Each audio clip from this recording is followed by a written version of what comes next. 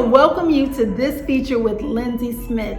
You're going to hear all about her story and why texture matters. From color to cutting to textures all across the board. Lynzie Smith is a professional at textured styling. Lynzie had to get out of her comfort zone and take her textured business to the next level. She chose to specialize in a niche that she was not very comfortable with in the very beginning. She headed to New York City almost a decade ago so that she could start building her business and her brand as an expert textured artist. Let's go on a journey inside our virtual salon experience so that we can understand how Lynzie Smith got more confident in why every strand matters.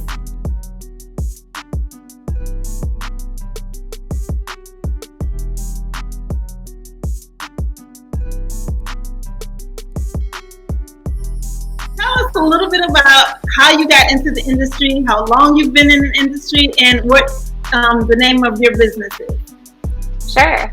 So I'm Lynzie. I've been a hairstylist since 2008. I went to a Cosmetology School in my hometown, Michigan. And then shortly after I finished my program, I moved to Chicago. I started working at a small 4-chair salon. It was a great way to kind of start my career. I was assisting the owner of the salon, helping with shampoos and cleaning. And then just stroke of luck, one of the stylists decided to move on and I was able to secure a chair. So I started taking clients, I want to say maybe 2009, early 2009. And yeah, from there I grew my clientele. I became independent in 2012. And now I've been an independent hairstylist and makeup artist ever since. So about 8 years on my own independently. Okay, so I heard you say in that response that did you start off as an assistant? Yeah, it was an interesting kind of transition. I had found a salon not far from where I was living. I walked by every day. I just saw the smiles and the energy and the small space, and I knew that was the salon I wanted to work at. I put in my resume. I had went in and introduced myself. Their salon team was full. They didn't really have a need for an assistant, again, just being a small 4-chair salon. But I was pretty persistent. I knew that was the salon for me. And so my first start was just a Saturday folding towels, sweeping hair. And then shortly after that, I was able to kind of convince the owner that I was valuable and I could do more for him throughout his workday. And yeah, I kind of worked my way into their salon team. And you know what? Sometimes I tell new hairstylists that you have to have a concept of stalking sometimes. You know what I'm saying? You have to go after what you want. You have to be persistent. And just you with a little smile, walking by there every single day, connecting with the energy of the salon, maybe going in a few times just to check them out. And they really took a liking towards you. So sometimes it's not as hard as people really think it is. But totally. What made you feel like you weren't confident enough, or did you feel confident enough just to go to another type of salon where you could actually start having your own chair as opposed to become an assistant, learn first, then go on to establish a chair in a salon? When I first started, I didn't see a path of independence in my future. I actually really wanted to be a part of a team. I felt like it was really important to learn from other stylists who had more experience, especially being brand new to Chicago. I didn't have the confidence for sure. I felt like I wanted to be in an environment where I could be learning from other people. And then slowly as I gained experience, the confidence came with that. But really, I never saw myself being an independent stylist or working on my own or having my own business. I really think that kind of progressed and changed as my career continued to develop. What type of characteristics did you find in eventually becoming the commissioned stylist that you learned to build up as an assistant? So I actually didn't want to assist. So I had looked at salons in Chicago, and what I realized when I first moved here, a lot of larger salons, big salon brands, required like a year or 18-month assistant program that you would complete. And so what I was really drawn to with the salon that I ended up having a chair at, they were small 4-chair. They didn't have like a structured apprenticeship or assistant program in place. So it was more like on the job training. And the only reason I was able to get the assistant position was because that was the only availability. The chairs were full. So if I wanted a chair there, I had to sweep the floor, fold the towels, do the cleaning, do the shampoos. That was my only opportunity to get in and secure the chair. And again, it ended up working out well for me, and I was able to get that chair very quickly, much quicker than I had anticipated. But it was more the salon. I knew that was the salon I wanted to work at. That was the salon owner I wanted to work for. I just knew that was my home here in Chicago. So the assistant role, I would have taken any role. If he wanted me to wash the windows, I would have done that. Think about it. What do you think? Some hairstylists wouldn't do that right out of school. Right. Wash the house, wash the windows. I mean, that was huge for you to humble yourself and be like, I'm new to the area. And so you knew deep down inside that this was the space for you. Yeah, definitely. Yep. And I think I'm a very intuitive person. I've always been, I'll set my sights on something, and that's that. That's what I want, and I'll do whatever I need to do to get there. So that was with my move to Chicago. You know, I didn't have a job. I didn't have a salon. I didn't know what I would be doing or where I would be, but I knew I didn't want to be in a long-term assisting program. I wanted to be able to move into a chair quickly and gain that on-the-job training and on-the-job experience as quickly as I could. And again, I just knew I really wanted a close-knit environment, supportive environment, and that's what I found. What were you most intrigued with when you were in cosmetology school? What lit a fire up under you to really want to learn more about? Sure. I loved styling. I was very passionate about styling, whether it was formal styles for bridal or prom, or blowing out hair.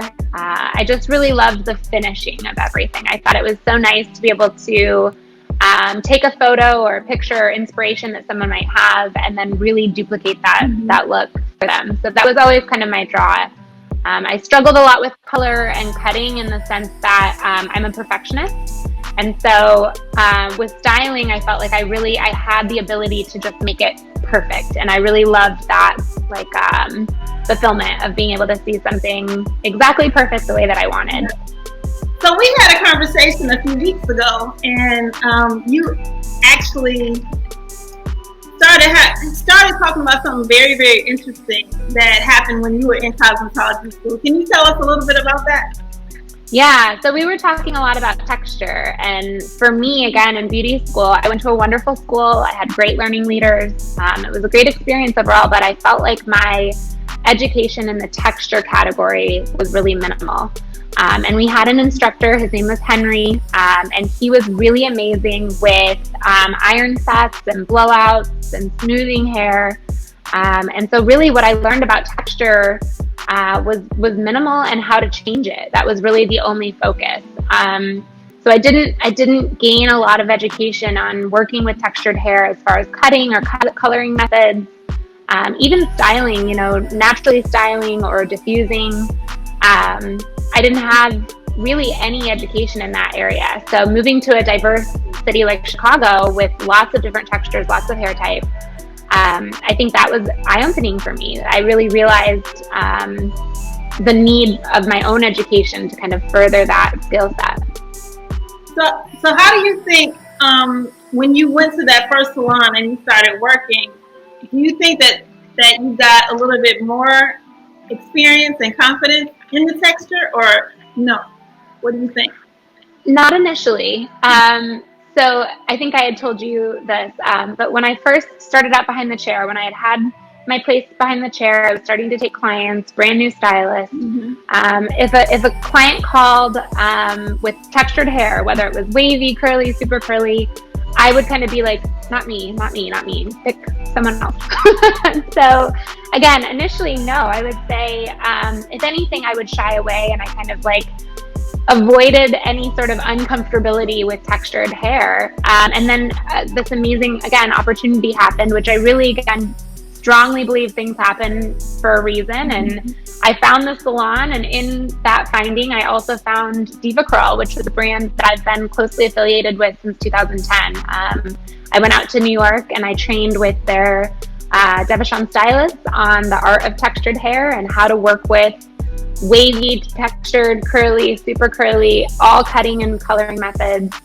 And again, being a brand new stylist, I think the benefit for me at that point is that I didn't have any knowledge. So I was a clean slate, a blank slate. I took in and absorbed everything they showed me in New York. And again, that confidence came as I started working with texture and not shying away and not feeling like, no, not me. That confidence started to grow. And quickly, within, I would say maybe a year and a half, that was my primary focus behind the chair, was textured hair. So what made you so intrigued with it, with textured hair? My first thing I would say, if you look at this is a good curl day for me. So I would say the main draw for me was that it was different from my own texture. And so I felt like really gaining, I love learning. I've always been really drawn to education and new techniques and trying new things. And so I think for me, it was like this draw towards someone who had struggles that I hadn't had, or had experiences that I hadn't had, and really learning how to make that, how to change that for them, how to give them the tools to really feel empowered with the natural texture that they had. So, Lynzie, what steps did you take after you finished the training to make textured hair such a big part of your business? So, when I first came back from New York, the first thing I did, we had a bunch of models come in, and I just practiced. I was constantly taking, free haircuts, free color services, constantly. Again, I was brand new, so I didn't have a full schedule. I had lots of available time on my hands. So I was really just working with textured hair as much as I could, as often as I could.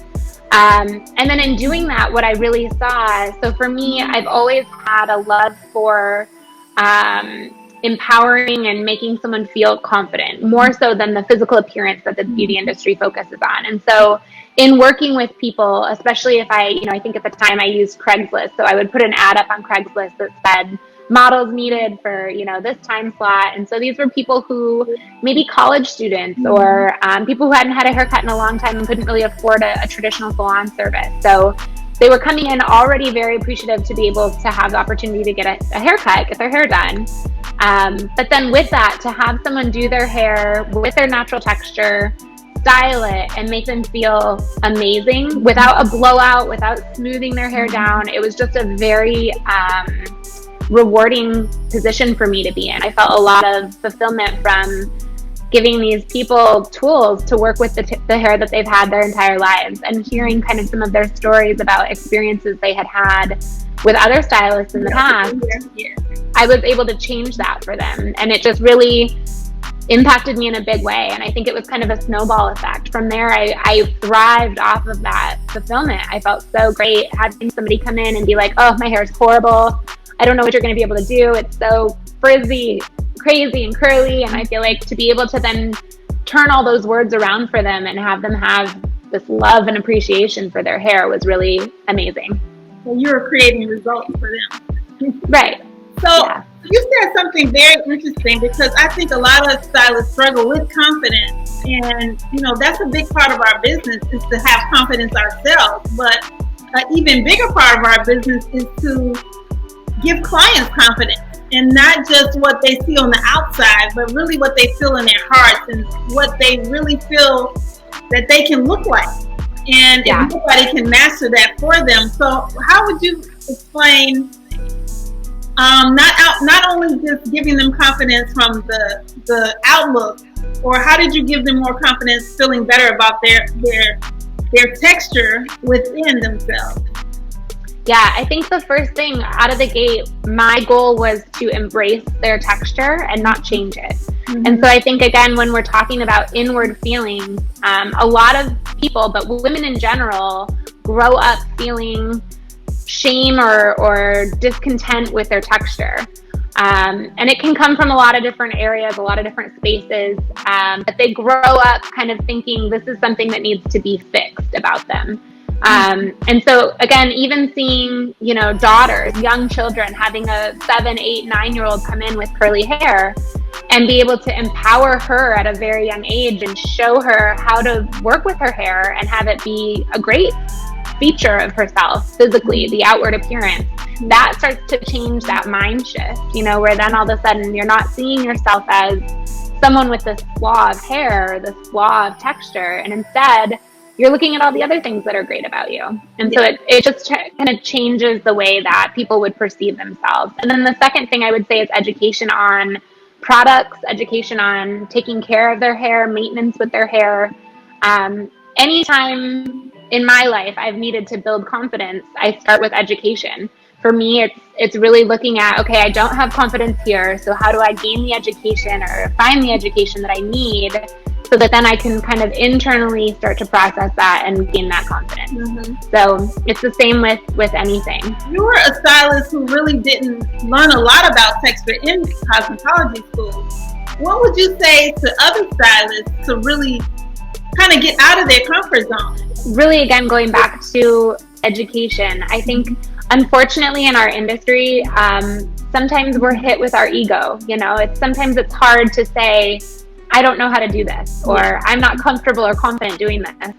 And so I think if you can really take a hard look at areas that, okay, let's say again, since we're speaking specifically on all strands matter. I love that. I remember hearing that phrase from you.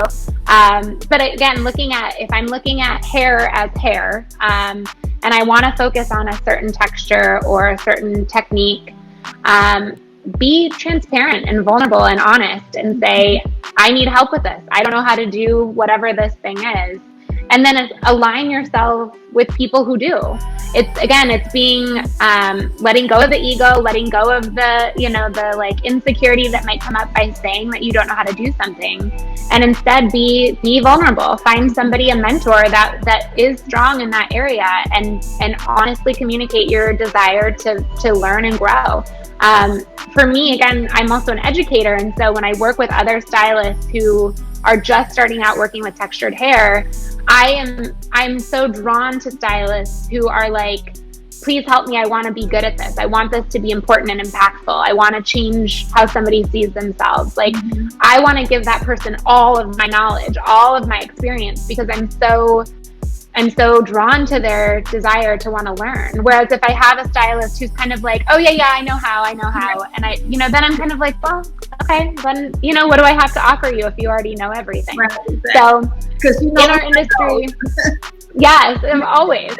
Yes. But in our industry, our industry will always change. It's always going to grow. It's always going to expand. And so we're never going to be done learning, which I think, again, for me has always been such a big draw. I love working with textured hair, but I still have plenty to learn. Right.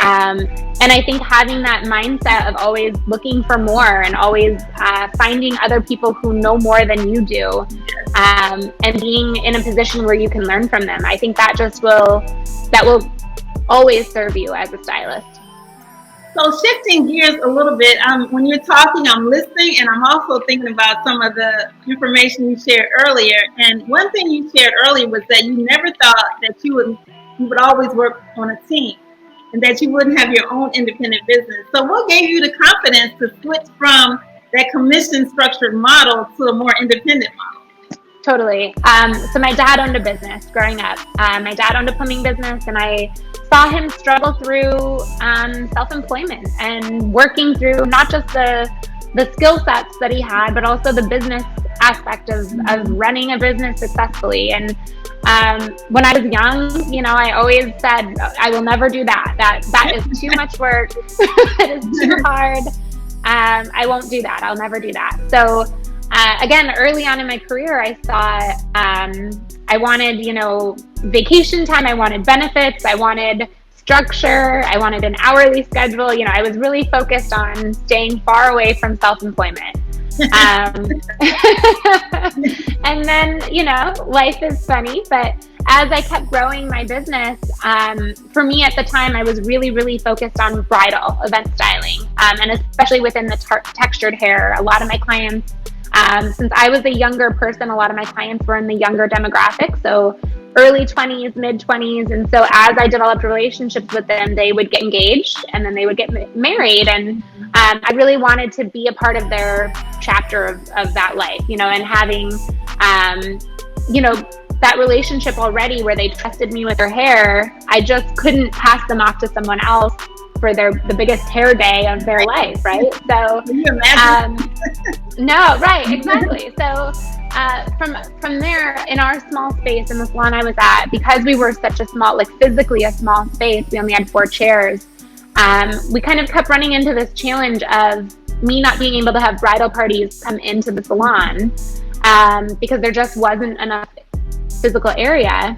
And then for me to leave to go on location for those services, my price point, again, I was commission based. So the salon owner, looking at how to make sure he was maximizing his profit from a chair being, taken, if I was leaving for the day, going on site for a wedding, I would have to charge a lot more to be able to make that same value for him. So, we brainstormed it a few times. We tried to figure out ways to make it work, and it just kind of kept coming back to, I really needed the flexibility. I really needed the freedom in my schedule to be able to take clients during the week and then contract weddings, on the weekends. And so, something inside of me said, this is what you should do. You were confident enough to make that transition. And was it a smooth transition? Did you have a lot to get used to? But did it feel good afterwards? Yes, I'm glad I did that. Yep.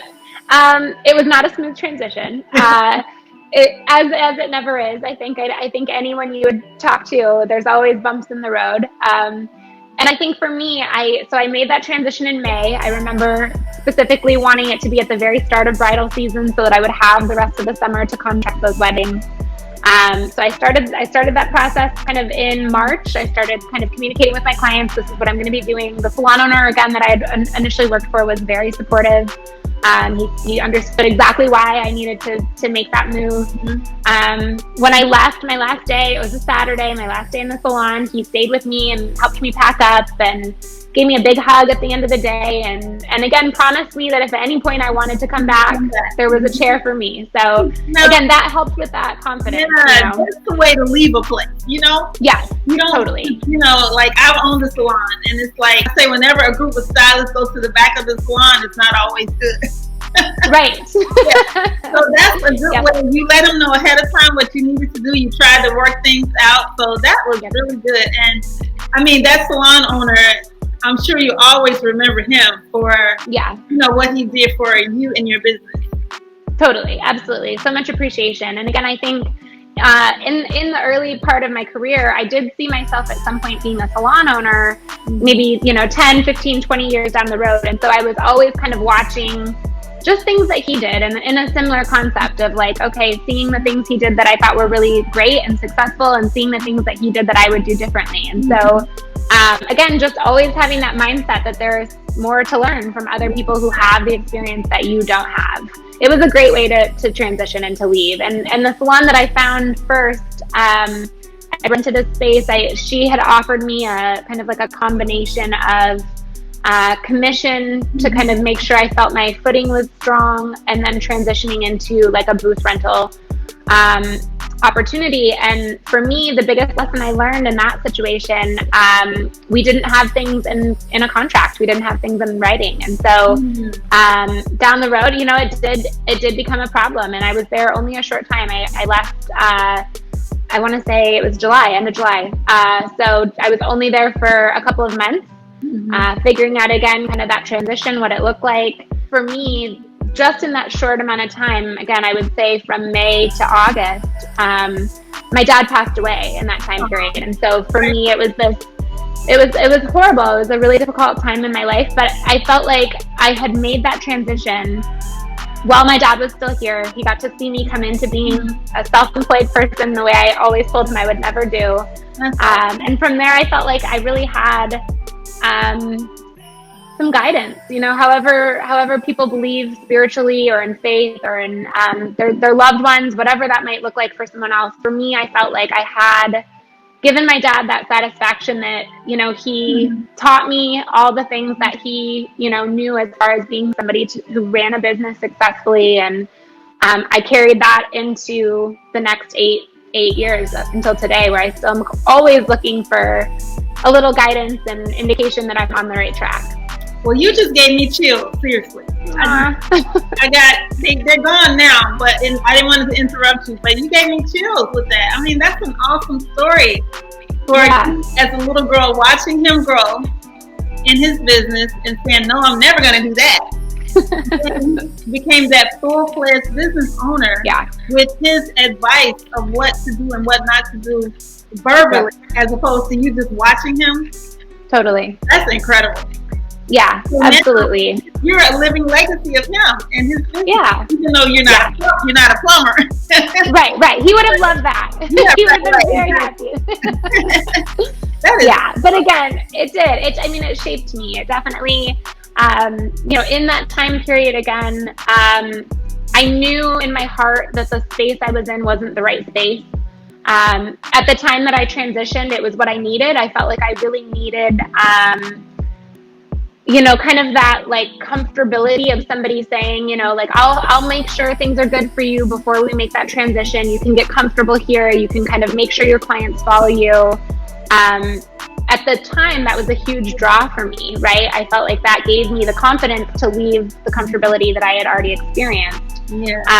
But then as I started, with that transition, I saw, thankfully, again, I saw my clients followed me without a problem. I really, I'm a strong communicator, and so I worked really hard on making sure my communication with them was really clear. And so I had a really successful transition into that space. And so once I realized that I didn't really need that security net, it became kind of a little bit of a struggle just with the compensation structure that we hadn't outlined from the beginning. Mm-hmm. So it was in that short amount of time, again, just a 3-month window, where I really learned kind of what I didn't do and what I needed to do differently. So from there, I was able to take that experience and really look for a space that would work with me, and make sure that from day one, I had everything in writing. I knew exactly what was expected of me and for me. And so it just set me up in the right direction right away.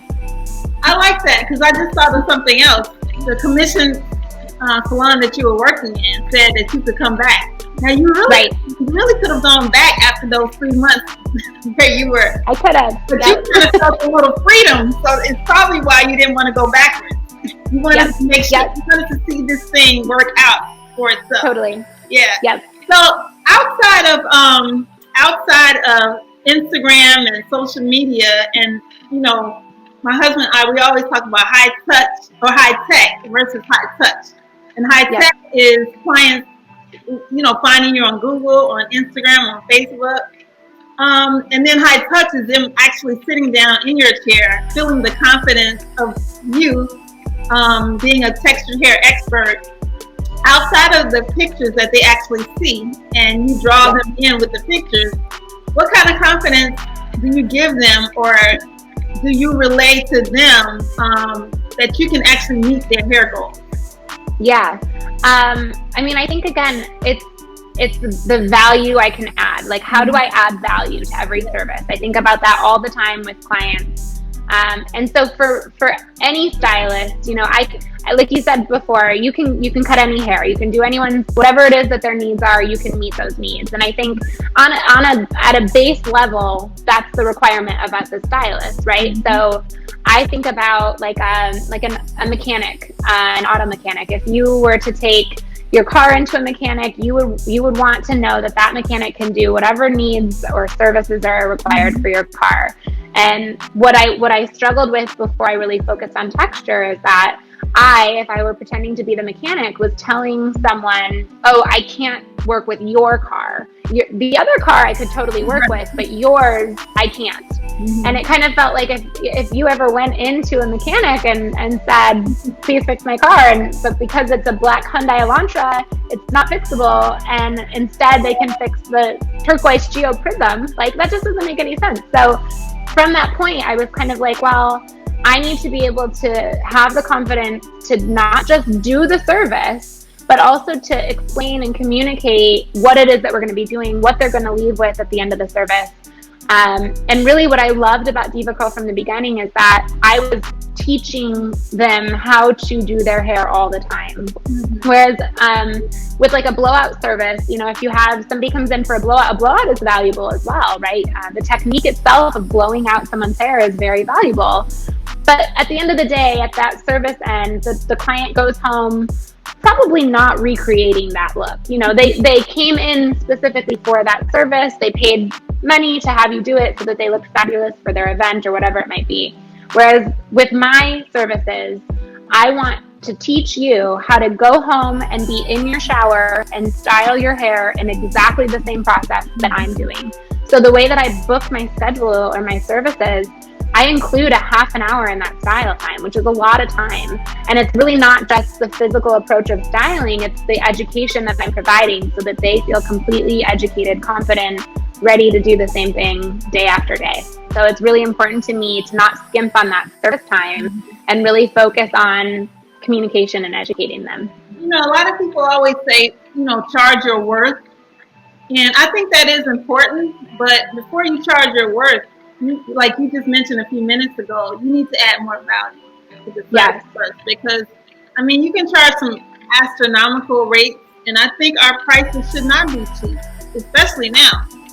Because we're having to add more time to the service and having to not have someone sitting with color while we're styling someone else, you know, because of the one client at a time concept.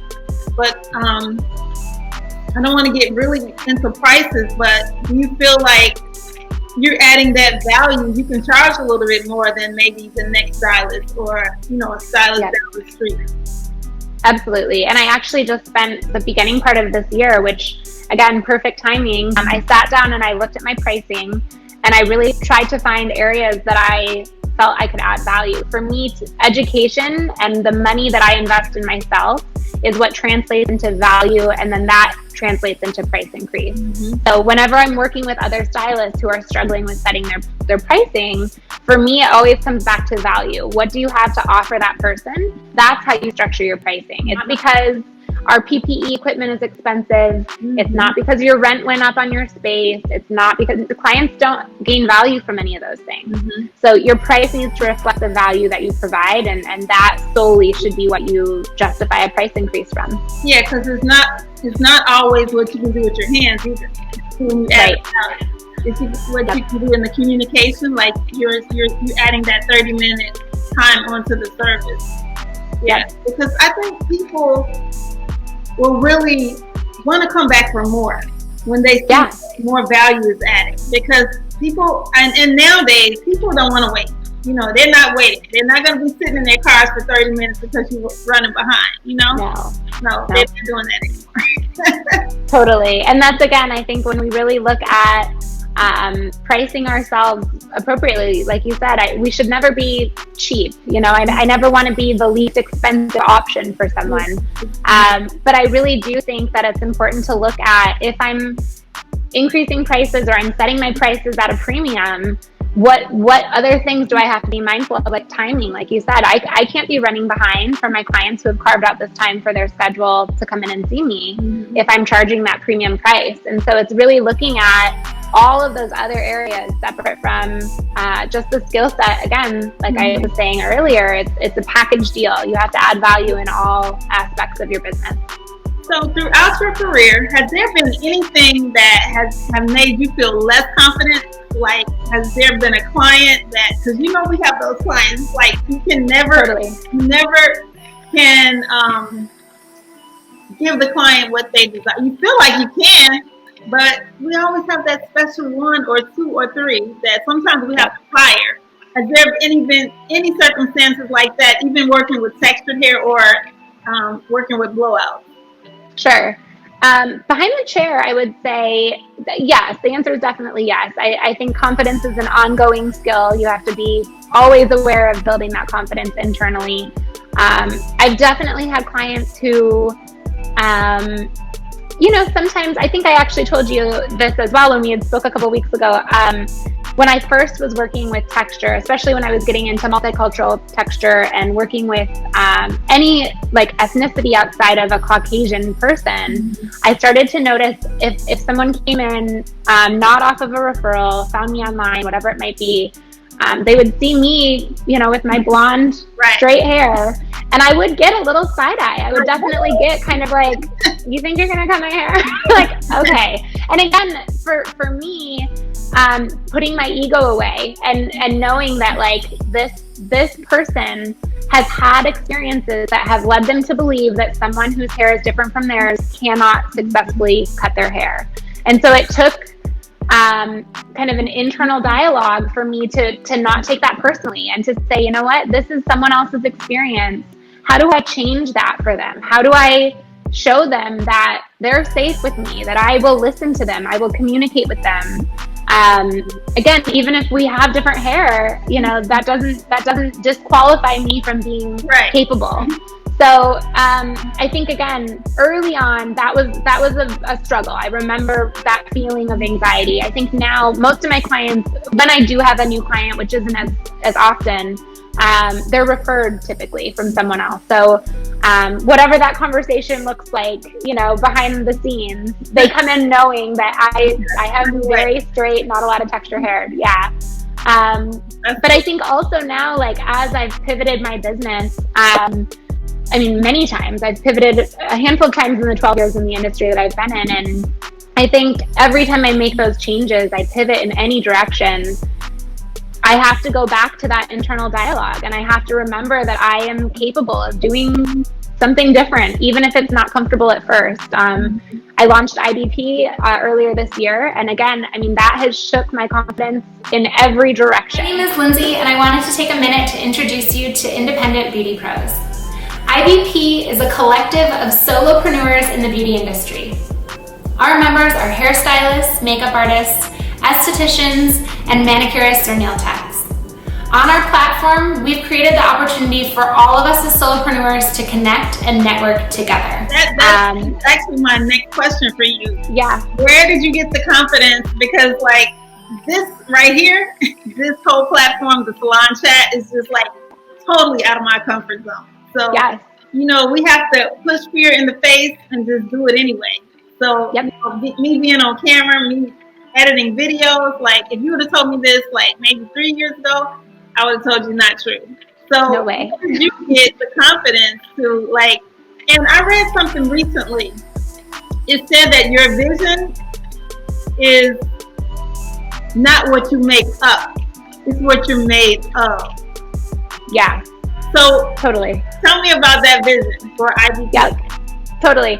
So IBP, Independent Beauty Pros, has been a project of mine for almost 2 years. And even prior to that, the idea had been around in my head for a while. IBP is a collective of independent hairstylists, makeup artists, manicurists, estheticians, barbers.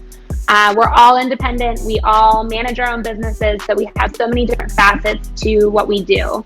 And it's a platform designed to allow all of us to connect together. We all have profiles, we can network, we can share features. Again, you and I have now been able to kind of feature each other in different ways. And what I first saw as lacking in our space as independent artists was that sense of community. So my first draw to a salon working with other people, I started to really feel the lack of that in my business now. I am in a collective space, shared space with 5 other stylists. So we do rub shoulders, but we're really working kind of in our own space, in our own heads. Mm-hmm. And so I've always loved networking. I've always loved connecting with other people. And so I wanted to create a space where that was done easily, where I could find somebody in any city across the country who was also independent, and we could connect in whatever ways made sense for our businesses. So contracting weddings,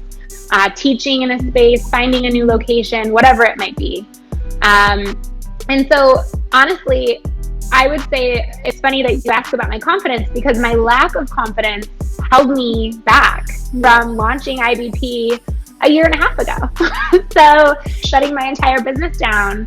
And then, like you said, I mean, again, it's that laser focus of, you know what, like, I am scared. I don't know what to do. I don't feel confident, but I'm going to do it anyway. And that again, that kind of internal dialogue kicks in, and it made me look at, listen, like, you were scared when you decided to leave your salon. You were scared when you decided to go to New York. You were scared when you decided to become an educator. So all those things, at one point in my career, they were scary, but now, you know, with the experience comes the confidence. So fake it till you make it, you know, keep going through it, and you'll learn and you'll change and you'll pivot. But at the end of it, you will have that confidence in the area that you thought was impossible. Seek out someone who you admire, who inspires you, and align yourself with that person. Connect with that person, be available to that person, ask for whatever, you know, they might feel helpful to you, where they could critique you. And be 100% open to whatever that looks like. And I feel like if you do that across the board in different areas of your career, whatever confidence you're lacking will come. Make sure you connect with Lynzie and all of her social media platforms, and also connect with her inside of her Independent Beauty Pros membership program for beauty professionals. Thank you so much for watching. And until next time, peace.